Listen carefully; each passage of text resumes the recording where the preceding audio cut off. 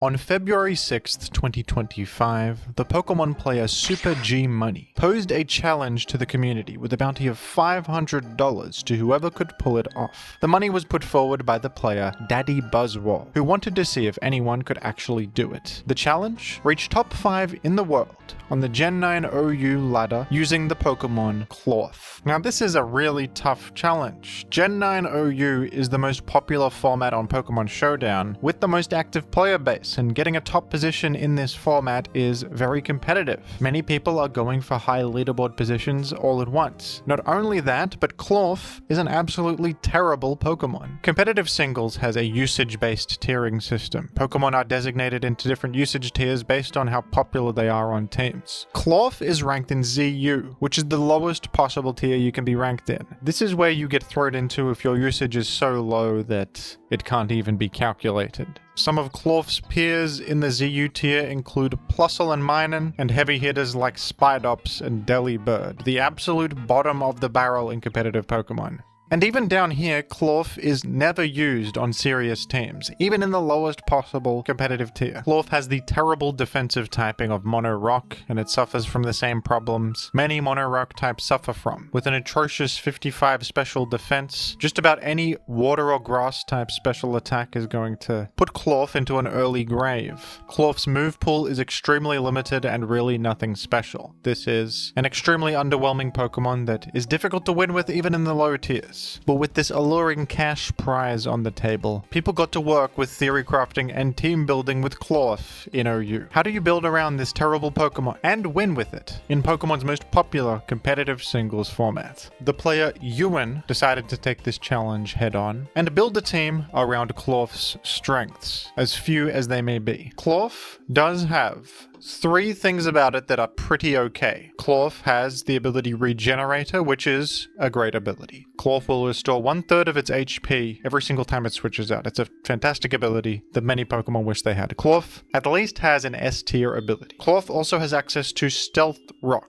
I mean, a lot of Pokemon do, and there are far better Stealth Rock setters than Klawf, but this is something Klawf can do to take some pressure off the rest of the team. Klawf can be the Stealth Rock setter of the team, freeing up move slots from allies. Klawf also has Knockoff. This is a very good move that removes an item and serves as dark type coverage as well, and Klawf has an okay attack stat of 100, so maybe that'll also do a bit of damage. These 3 qualities, the ability, access to Stealth Rock, and access to Knockoff, are the best things going for Klawf, but that's kind of it, and figuring out the remaining 2 move slots on Klawf is a little bit difficult actually. For the item slot, Ewin went with a Rocky Helmet, a very logical choice. This item allows Klawf to get a little bit more value on defensive switches. On contact, the attacker will lose 1/6 of their max HP. A little bit of chip damage every time a physical hit connects with Klawf. For the 3rd move slot, Ewin went with Brick Break. Brick Break is fighting coverage. It's not very good fighting coverage, but it is a fighting type attack, and this is super effective ×4 against King Gambit, one of the most popular Pokemon in the format. Klawf happens to have very good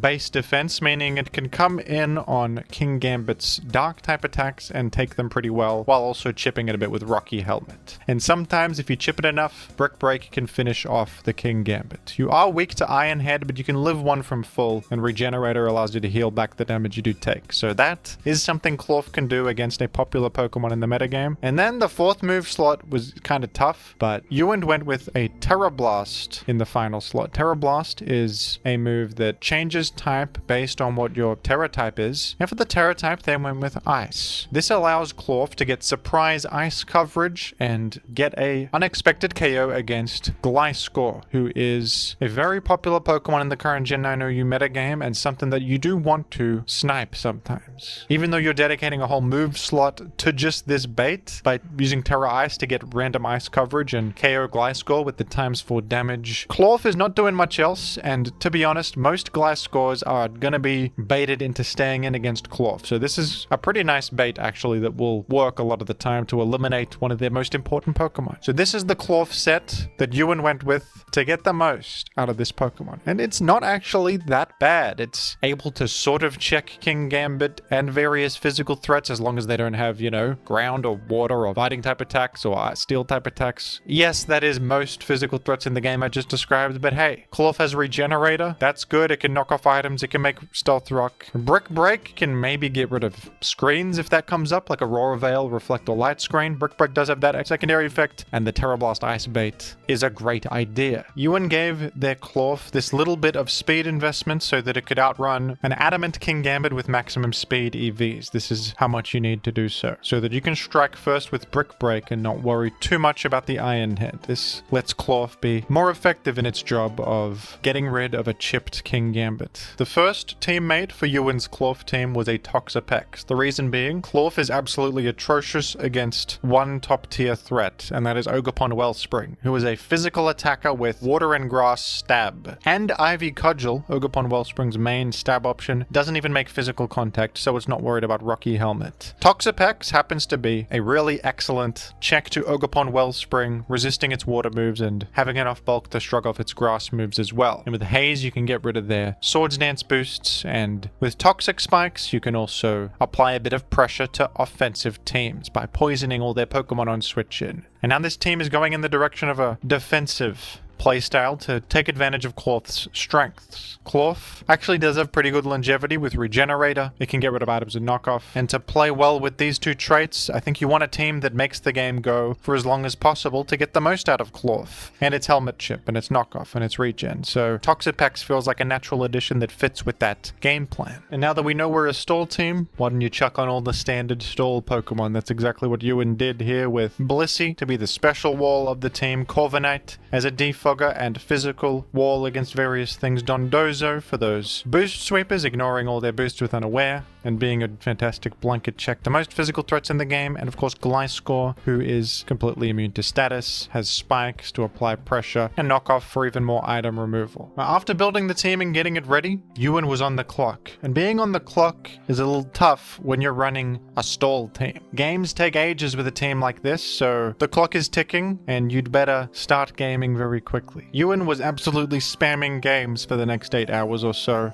hopeful to be the first Klawf pioneer to reach the threshold and win the money prize. Despite facing some roadblocks along the way, like anti-stall counter teams, and the grueling repetition of playing a team like this for hours and hours on end, Ewin pushed through. And as the run progressed further and further and Ewin got higher and higher on the ladder, people started to tune in and spectate. Fellow Pokemon YouTuber Temp60 tweeted out this clip from the Klawf run. Let's take a look. Klawf on Gliscor turn 1. A knockoff attempt that was protected. And then I think I know what's going to happen. Terra Ice into the Gliscor, immediately eliminating the opponent's most valuable defensive Pokemon. And I believe, look at this, it's an instant forfeiture against Klawf. This game right here was when our Klawf hero was at about 1900 rating, which is very high up against a ridiculous Trick Room offense team with Rabska on it. Here comes Klawf to absolutely destroy King Gambit, folks, with a Brick Break, dealing an insane 53%. Is that really all that does? King Gambit's insane, folks. 53% for a ×4 hit. And I feel like Klawf has a good entry point right here against the Slow King. It's going to make Trick Room, but it's facing down Klawf, and I don't think that that's good news. I don't think that that's very smart. We've made Stealth Rock, which is just unbelievable progress. Klawf is actually good in this matchup. It's wall, and the King Gambit doesn't seem to have Iron Head for whatever reason. It's a miracle for the Klawf matchup, isn't it? And doesn't Klawf just come in every time on this Slow King and get a free knockoff or something good? Wow, Ice Beam just did so much. I guess that's a special attacking Slow King, but wow! Klawf's high base 100 attack stat coming in handy with a hefty 49% against that Slow King. I think that we have more to see from Klawf yet.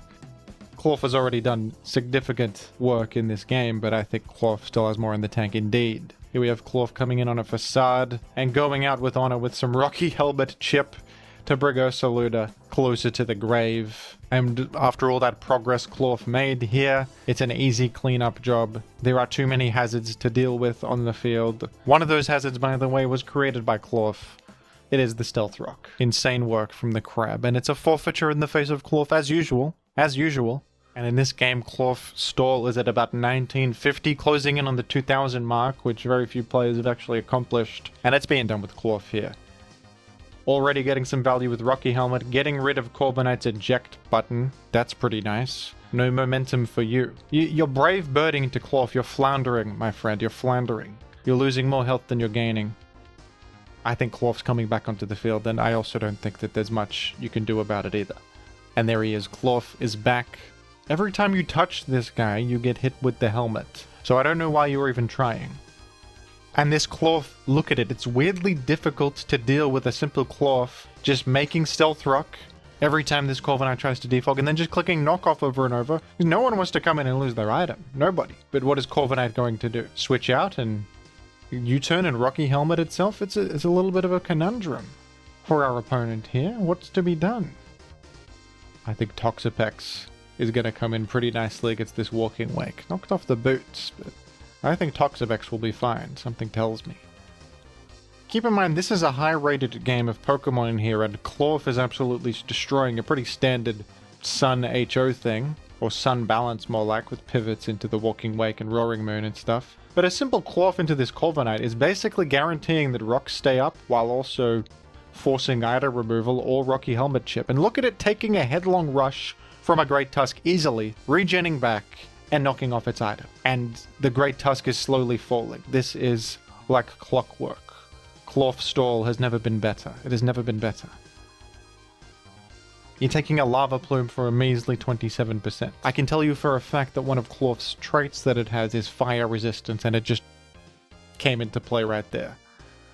After a fairly long and arduous match here, the opponent realized they're just slowly dying. They can't do anything against Klawf, so they forfeit with honor. And Klawf moves up to the top of the mountain. And after a long and arduous journey, 75 straight games, all done in a single day, here we have Klawf stall reaching the parameters of the challenge, achieving top 5 on the planet with an unbelievable ELO rating of 2012, using nothing but Klawf on this new account. A fresh account where nothing but Klawf was used the entire time. This is a historic moment, an incredible achievement, and maybe it's proof that even the most useless Pokemon you can think of does have some advantages, probably, that you can build around if you try hard enough, if there's enough of a motivation, if there's enough of a reason. Klawf was certainly not the most ideal choice on this team. You could switch it out for just about any other defensive utility Pokemon and it would be superior, but what if you had to use Klawf? What if there was a gun to your head and they made you? Could you make it work? The answer apparently is yes, if you're a talented enough gamer, if you have the drive, if you have the patience, the resolve to use Klawf and use it to the best of your ability, of course you can do it. And I know a lot of you are thinking, well, this was a stall team. Stall is lame and he only won because it was stall. I actually think it's almost more impressive that it was stall because not only do the games take longer, but in Gen 9, stall is pretty bad. This is the most